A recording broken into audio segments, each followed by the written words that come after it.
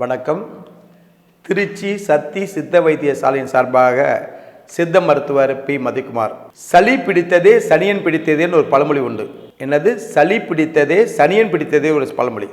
சளி பிடிச்சிச்சின்னா எப்போ பார்த்தாலும் இருமல், எப்போ பார்த்தாலும் மூக்கடைப்பு, எப்போ பார்த்தாலும் மொன இருக்கும், எப்போ பார்த்தாலும் மூக்குக்குள்ளே கையை விட்டுக்கிட்டு நோண்டிக்கிட்டு இருக்கிறது, எப்போ பார்த்தாலும் மண்டை தலைக்கு ஏறிக்கிச்சு, சளி போய் ஏறிக்கிச்சு, மண்டையில் தலை பாரமாக இருக்குது, தலை தூக்க முடியலை அப்படிங்கிறவங்க, நிறைய ஊசி மருந்து மாத்திரை எல்லாம் போட்டு அழுத்து போனவங்க, எப்போ பார்த்தாலும் குர்ர் அப்படி வரவங்க நிறைய பேர் என்கிட்ட வந்திருக்காங்க. ஆஸ்துமா நோய்க்கெல்லாம் அருமையான லேகியம்லாம் பண்ணி கொடுத்து அற்புதமாக இருக்காங்க.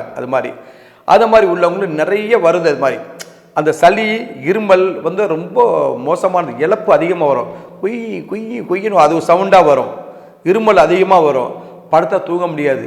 பார்த்தா ராத்திரி படுத்தீங்கன்னா தும்மல், அடுக்கு தும்மல் வந்துக்கிட்டே இருக்கும். அது ஒரு வகை. இருமல் சளின்னு வந்தால் ஒவ்வொரு வகை இருக்குது. பலவிதம் உண்டு. அதில் ஒவ்வொரு வகைக்கு ஒவ்வொரு விதம் உண்டு. அது விவரிக்கிறேன் அப்புறமேட்டுக்கு. இந்த மாதிரி எப்போ பார்த்தாலும் ஒரே தும்மல் வந்துக்கிட்டே இருக்கும். படுத்து தூங்க முடியாது. இருமல் வந்தால் பயங்கரமான இருமல் வரும். நுரையீரல் சுத்தமாக அடைச்சிக்கும். மூச்சு விடாவே கவலைப்படுவாங்க, கஷ்டப்படுவாங்க. சுவாசகாசம் ரொம்ப அதிகமாக வந்துடும்.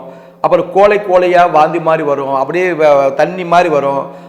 நுரையாக வரும். இந்த மாதிரி வகையில் நிறைய பேர் கஷ்டப்பட்டு வந்திருக்காங்க. அது மாதிரி இது வயசானவங்களுக்கு வருது, சின்ன வயசுலேயும் வருது. 10 வயசுக்கு மேலே பார்த்தீங்கன்னா உடம்பு எலும்பு தoluமா இருப்பாங்க. ஒருத்தங்க சளி இருமல் இருமி நெஞ்செல்லாம் வலி வந்து ஆளை பார்த்தா அது சின்ன பிள்ளையாக இருந்தாலும் பெரியவங்களாக இருந்தாலும் உடம்பு இழைச்சி போயிடும். ஏன்னா அந்த சளி கட்டு அது மாதிரி வர சளி எதை சாப்பிட்டாலும் சளியாக மாறுது.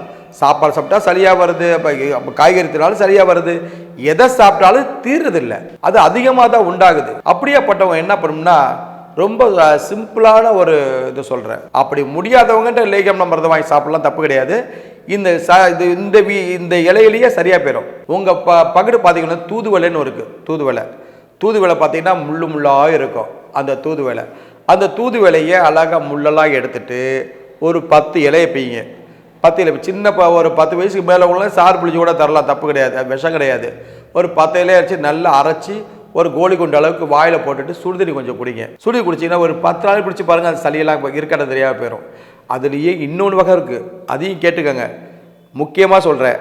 அது யாரும் சொன்னாங்களோ இல்லையே தெரியாது, செஞ்சு பாருங்கள். உண்மையிலன்னு சொல்கிறது. அது பூ இருக்குது பார்த்தீங்களா? பூவு ஒரு 10 பூ எடுங்க. ஒரு 10 பூ 10-15 பூ. அது தூதுவளை பூவை போட்டு சொல்கிறேன். அது யார் சாப்பிட்ணும்னா சின்னவங்கெல்லாம் சாப்பிட வேண்டாம். கல்யாணம் பண்ணவங்க சாப்பிடுங்க. 15 பூ எடுங்க. ஒரே ஒரு கடலை மிட்டாய் வாங்குங்க. அது 2 ஒன்றா சேருங்க. மென்று சாப்பிட்டுட்டு ஒரு பால் குடிச்சிருக்காங்க. அதோடைய வேதனைலாம் நீங்கள் அனுபவிச்சு தெரிஞ்சுக்கலாம். ரொம்ப அற்புதமான மருந்து. வேற எதுக்கு பயன்படாது. இந்த மாதிரி பூவையும் அதை கடலை மிட்டாய் செஞ்சால் ஆன்ம விருத்தி அதிகமாக இருக்கும்.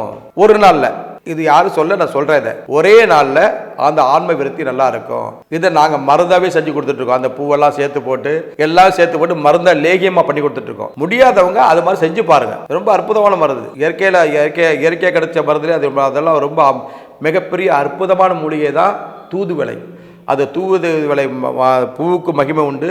அந்த வேறு வகைகள் மருந்து மகிமை உண்டு. தண்டுக்கு பார்த்த தண்டு, அந்த தண்டில் பல விதமான மருந்து நாங்கள் செஞ்சு கொடுத்துட்ருக்கோம். அந்த தண்டில் உள்ள நீர் இருக்குது பார்த்தீங்களா? அது நீர், தண்டை புளிஞ்சு விட்டு அந்த நீரை எடுத்து குடிச்சிங்கன்னா அவ்வளோ அற்புதமான மருந்து. அதெல்லாம் அந்த தூதுவளை செடி தான், மரம் கிடையாது, செடி. அந்த செடிக்கு உள்ள அவ்வளவு மகிமை தான் எல்லாமே. அந்த செடியை அப்படியே பேச்சு எண்ணெய் ஆக்கி நம்ம குடிச்சா ரொம்ப சந்தோஷம் தான். எண்ணெயில் செஞ்சு அந்த ஒரு நல்லெண்ணெயை சேர்த்து ஒரு ஸ்பூன் குடிச்சா ரொம்ப அற்புதமாக முடிக்க. அதனால தூதுவளைக்கு அந்த சக்தி உண்டு. அப்படியெல்லாம் சாப்பிட்டு சரியில்லை, எனக்கு இந்த மாதிரி ஆஸ்துமா, என் பிள்ளை நரங்கி போயிருக்கு, ரொம்ப கஷ்டப்படுது, உடம்பே ஏற மாட்டேங்குது, சளி இருமல் பிடிச்சி அப்படியே பயக்கத்தில் இருந்த மாத்திரை போடுற நேரம் தான் எனக்கு நல்லா இருக்குது, அதுக்கப்புறம் வந்துடுது. அப்படியாப்பட்டவங்க எனக்கு ஃபோன் பண்ணிவிட்டு சொல்லுங்கள். நான் அற்புதமான மருந்துகளை ரெடி பண்ணி தரேன். இந்த வீடியோ பிடிச்சிருந்தால் லைக் பண்ணுங்கள், ஷேர் பண்ணுங்கள், சப்ஸ்கிரைப் பண்ணுங்கள். நன்றி, வணக்கம், தேங்க்யூ.